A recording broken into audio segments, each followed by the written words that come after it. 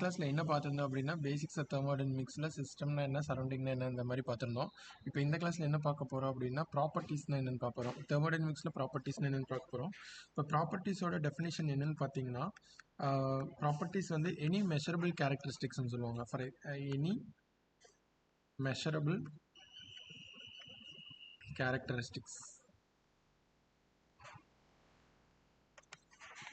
Any measurable characteristics வந்து ப்ராப்பர்ட்டின்னு சொல்லுவாங்க. ப்ராப்பர்ட்டிஸோட example பார்த்தீங்கன்னா ஜென்ரல் பேசிக் எக்ஸாம்பிள்ஸ் பார்த்தீங்கன்னா ப்ரெஷரு, அப்புறம் டெம்பரேச்சரு, அதுக்கப்புறம் வால்யூம், அப்புறம் டென்சிட்டி, இந்த மாதிரி இருக்க ப்ராப்பர்ட்டிஸ் வந்து நம்ம பேசிக்காக லிஸ்ட் பண்ணுவோம்.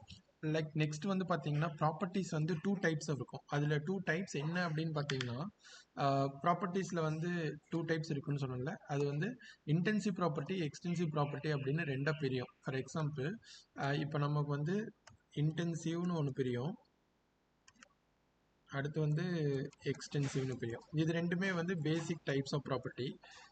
இன்டென்சிவ் ப்ராப்பர்ட்டி அப்படின்னா என்னன்னா இண்டிபெண்ட் ஆஃப் மாஸ். இந்த வேர்டை மட்டும் அப்படியே நல்லா ஞாபகம் வச்சுக்கணும். இன்டென்சிவ் ப்ராப்பர்ட்டி அப்படிங்கிறது இண்டிபெண்ட் ஆஃப் மாஸ். அப்போ எக்ஸ்டென்சிவாக என்னவா இருக்கும்? எக்ஸ்டென்சிவாக இருந்தால் கண்டிப்பாக அது வந்து டிபெண்ட் ஆன் மாஸ். இது வந்து பேசிக் டெஃபினிஷன் தான். இப்போது இது எப்படி நம்ம வந்து புரிஞ்சுக்கிறது அப்படின்னு பார்த்தோம்னா, லைக் ஃபர்ஸ்ட் வந்து நம்ம என்ன பார்க்க போறோம்னா இன்டென்சிவ் பார்க்க போகிறோம். இன்டென்சிவ் ப்ராப்பர்ட்டி ஃபார் எக்ஸாம்பிள் நான் என்ன பண்ண போகிறேன் அப்படின்னா, நான் வந்து ஒரு பிளாக் வரைய போகிறேன். ஒரே நிமிஷம் பார்த்துக்கலாம்.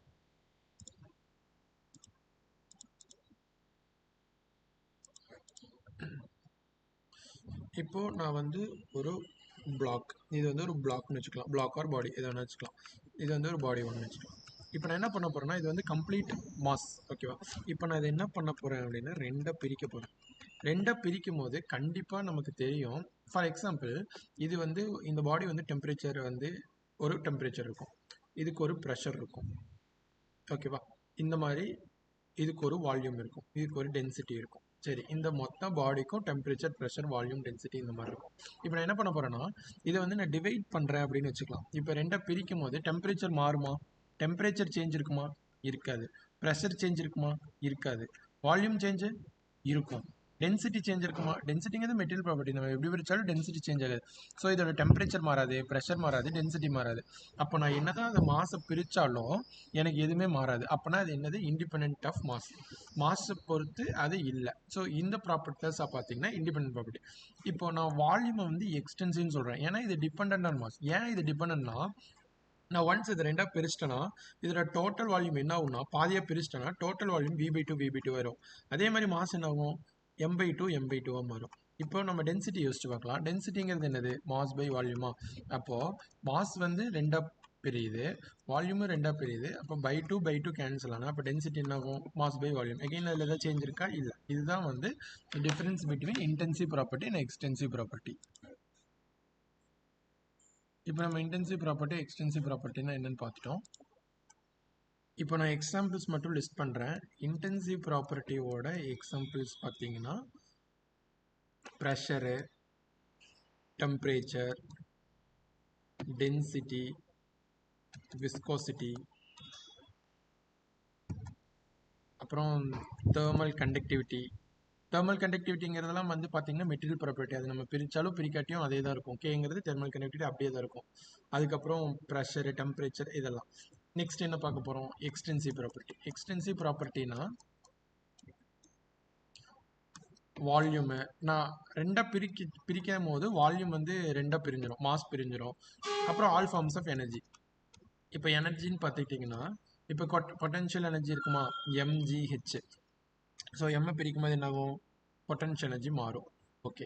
அடுத்து கைனடிக் எனர்ஜி என்ன? Half mv². ஸோ எம் மாறினா என்ன ஆகும்? கைனடிக் எனர்ஜி மாறும். ஸோ எனர்ஜியும் வந்துட்டு எக்ஸ்டென்சிவ் ப்ராப்பர்ட்டி, ஏன்னா இதெல்லாம் மாஸை டிபெண்ட் பண்ணியிருக்கும்.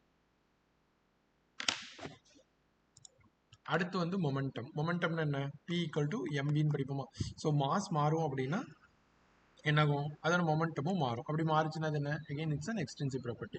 ஸோ மாஸை டிபெண்ட் பண்ணி இருந்துச்சு அப்படின்னா அது எக்ஸ்டென்சிவ் ப்ராப்பர்ட்டி. மாஸை டிபெண்ட் பண்ணலை அப்படின்னா அது இன்டென்சிவ் ப்ராப்பர்ட்டி. இப்போ பார்த்தா நம்ம ப்ராப்பர்ட்டி தான் என்னன்னு பார்த்துட்டோம். இப்போ வந்து important points with respect to property, இதெல்லாம் இம்பார்ட்டன்ட் 1 மார்க்ஸு. இது எப்படி வரும்னு பார்த்தீங்கன்னா, properties R point function. Point function என்ன தெரியுமா? இப்போ நம்ம வந்து ஒரு பிவி டயக்ராமில் நம்ம பிவி டயக்ராம் பிடி டயக்ராம்லாம் படிச்சிருப்போம்ல. இப்போ பிவி டயக்ராமில் நம்ம வந்து இவ்வளோ ப்ரெஷர் இருக்குது, இவ்வளோ வால்யூம் இருக்குது அப்படின்னு நம்ம வந்து ஃபிக்ஸ் பண்ணி பாயிண்ட் தானே சொல்கிறோம். பாயிண்ட் சொல்லும்போது நமக்கு இந்த பாயிண்ட் வரும். இப்போ இவ்வளோ ப்ரெஷரில் இருக்குது, இவ்வளோ வால்யூமில் இருக்குது அப்படின்னு வைக்கிறோம். அடுத்து வந்து பிடி டயக்ராம். பிடி டயக்ராமில் என்ன பண்ணுவோம், அப்பயும் நம்ம பாயிண்ட் தான் வைப்போம். என்ன பண்ணுவோம், இவ்வளோ ப்ரெஷரில் இருக்குது, இவ்வளோ டெம்பரேச்சரில் இருக்குன்னு வைப்போம். அப்போ இதெல்லாம் வந்து என்ன ஃபங்க்ஷன், பாயிண்ட் ஃபங்க்ஷன். இல்லைனா இதை வந்து ஒரு ஸ்டேட் ஃபங்க்ஷன் சொல்லலாம். இப்போ ஃபார் எக்ஸாம்பிள் இதுதான் வந்து ஸ்டேட் 1ன்னு வச்சுக்கலாம். அடுத்து வந்து இது வந்து ஸ்டேட் 2ன்னு வச்சுக்கலாம். இப்போ நம்ம என்ன பண்ணுறோம் அப்படின்னா, இப்போ ஸ்டேட் 1லேருந்து ஸ்டேட் 2க்கு போகிறோம். இப்போ ஸ்டேட் 1 டு ஸ்டேட் 2 வந்து இந்த வழியாக போகிறோன்னு வச்சுக்கலாம். லைக் இதுதான் வந்து அதோட பாத்து. அடுத்து வந்து ஸ்டேட் 1லேருந்து ஸ்டேட் 2க்கு வந்து இன்னொரு பாத்து இருக்குது, அது இப்படி போகுது.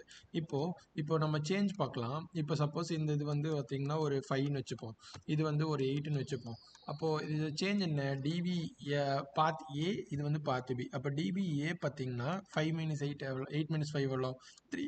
அதே DP change in property V of P என்ன, அதே தான் 8 - 3. ஸோ இது வந்து என்ன சொல்லுவாங்கன்னா எக்ஸாக்ட் டிஃபரன்ஷியல் சொல்லுவாங்க. இது வந்து ஒர்க்குக்கும் ஹீட்டுக்கும் இந்த மாதிரி வராது. நம்ம எப்பவுமே வந்து டோ கியூ அப்படி போடுவோம், டோ டபிள்யூன்னு போடுவோம். இது வந்து அப்புறம் படிப்போம், டோ கியூ டோ டபிள்யூ என்னென்ன ஒர்க் அண்ட் ஹீட்டு.